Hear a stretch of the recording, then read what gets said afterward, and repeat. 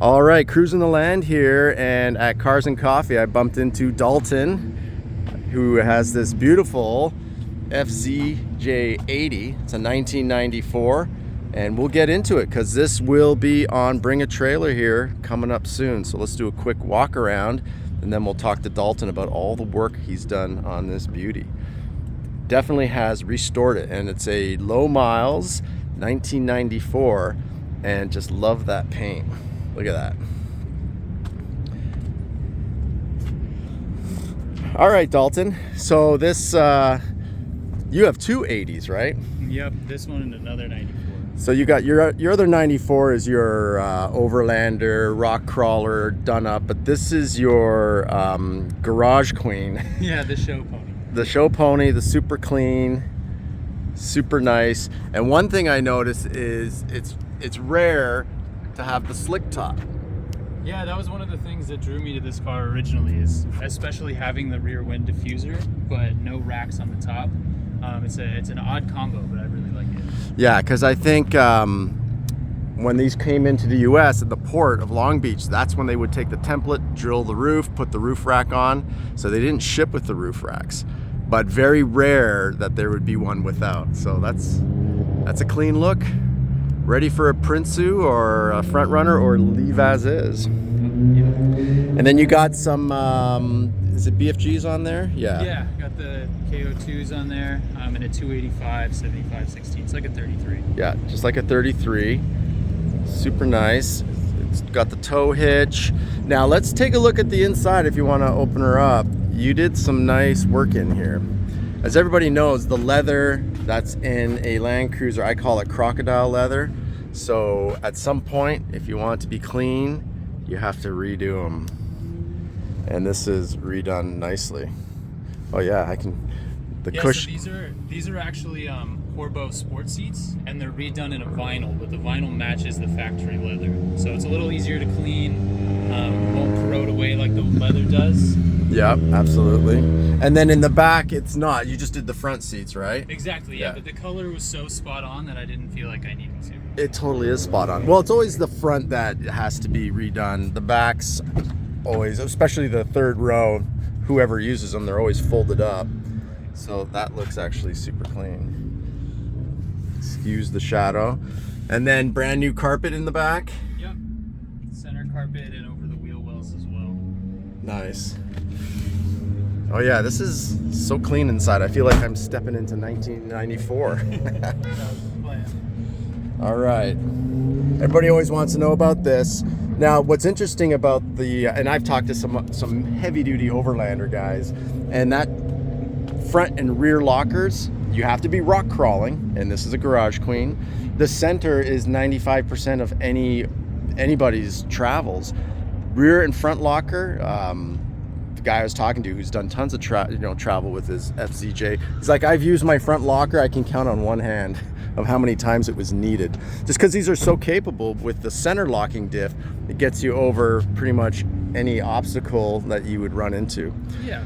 But everybody says, oh, triple lock. It's like, hey, wait a minute. You know what? This is four-wheel drive full-time, and that center lock is phenomenal. Front and rear is if you're doing some crazy boulders, and you wouldn't take a nice clean rig like this on that type of trail. Absolutely. And if someone needs them, there's so much aftermarket support for these cars. Yeah. There's 10 different types of lockers, either e-lock or air locker, that you can put in these things. Yeah, at about like 25, $3,000. Yeah, and re-gear at the same time. Yep. Nice. And then, yeah, 94, you could tell by the nice grille in the front where it says Toyota. And that's actually come back. I think on the new Sequoias, instead of putting the sombrero Toyota logo, they're putting the name. And I love that look. And you have for suspension on this? It's got the 2.5 Old Man Emu factory weight lift, so 2.5 inches taller. The new springs, shocks, and steering damper. And then the kit came with the caster bushings as well. But I actually love how this drives around town. It's super easy on the steering compared to my bigger 80, which has caster correction. Yep.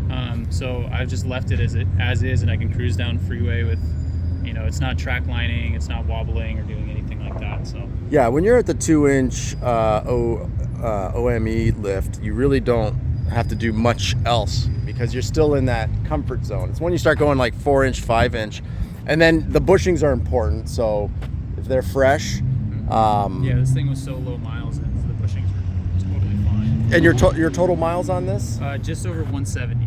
170. Okay, so it's just a baby. It's at its third life. But you did some engine work recently on this. Yeah, some engine work, putting it lightly. So I actually ended up having the guys at CruiserTech here in Orange County rebuild the entire thing top to bottom. Should we pop the hood while we talk about this? Yeah, let's do it.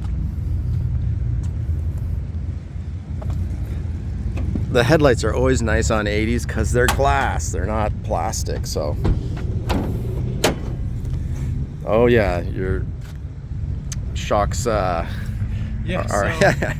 because this thing basically got restored top to bottom, it's got new, like all the seals are brand new, the lift struts are brand new, even down to, you can see the clips keeping the insulation in are all Toyota parts. But yeah, so the guys at CruiserTech, this is clean, rebuilt this engine top to bottom with all OEM parts, and they did the radiator, they did I did the whole AC system, so it's got a new Denso compressor, dryer, basically everything on this motor, from cooling system to AC to the actual drivetrain, is brand new. Nice. There's Black Mamba back there. We have a Porsche that's coming by to check it. Yeah, no, and CruiserTech, I mean, if you don't mind me asking, if you did full engine, that's pricey. What was yeah, I mean, that was a $10,000 job, just about. 10 grand. So it's amazing. Had you not done that, just because you're very particular, we talked about it, you said at under load you heard like a little bit of a ping or knock, and then you went to them and they said, well, you could keep driving it and you'll be fine, because Land Cruisers, you could keep driving when small issues are starting to surface, and you could have sold it for 10 grand less, but instead you did all the engine work. So whoever gets this, they're good for the next 250,000 miles, providing they do their oil changes and do all the maintenance that you should. Right. Yeah. For vehicles that I offload, I like to think of the things that I would want to buy, and I would want to buy something off the showroom floor.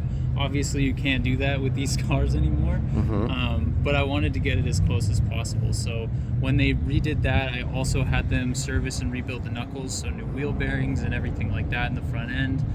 They did all the seals on the transfer case, checked the diffs, changed the fluid there. So basically, everything drivetrain related has been touched or serviced in some way. Nice. So yeah, ultimately turnkey Land Cruiser, even down to the paint. And you took this because you had a special family connection in Oregon, so you were taken care of. Because I noticed the paint, usually in these red ones, sitting outside, it can eat away at the clear coat. For some reason, the red more, and the emerald greens. The white's one coat process, if you've seen my channel, where there is no clear coat, so it just oxidizes. You can just compound that stuff back to brand new, but not the red pearl. But look at that, it's just that paint. I don't know if the camera does it justice, but it is clean. I've seen, repaint jobs, and sometimes they're not done right, but they did this one right.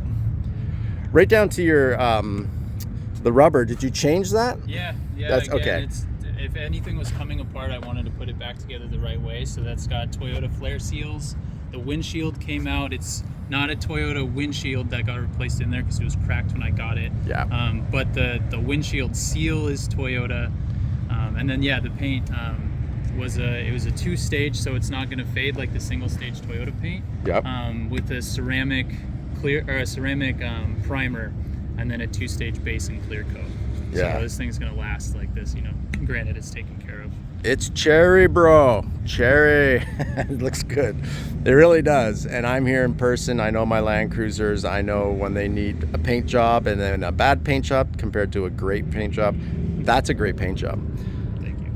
Yeah, and like you say, windshield, like very rare someone's gonna have an original windshield in a 30-year-old vehicle. Right. And original is always the best. Whenever you have to do another windshield, it doesn't seem like it's always the same, and it's because when you go to one of those aftermarket windshield companies, they put their own gaskets aftermarket. So the fact that you told me that you got a Toyota rubber seal for the windshield is telling me there's going to be no wind noise. It's going to be great. It's going to be like it just came fresh, you know, in 1994 with the original windshield. So that's important for anybody with a Land Cruiser. If you're not buying this, you crack your windshield, you change it, and you're going to a company to get it done, and your insurance is paying, go get the gasket yourself from Toyota. Don't use the aftermarket one.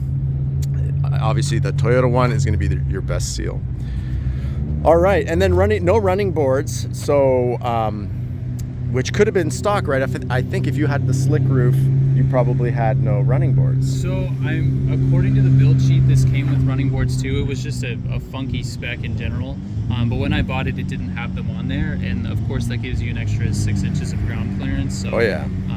It's not so tall that I needed the steps, so I just left the nice clean look on there. But the next owner can decide to leave that clean look, or if they're going to do a little overlanding, they can go get some sliders and all the mounting to put on points there. are still there, so if someone got a set of running boards, some Toyota running boards, they can put them on. Got it. And then I guess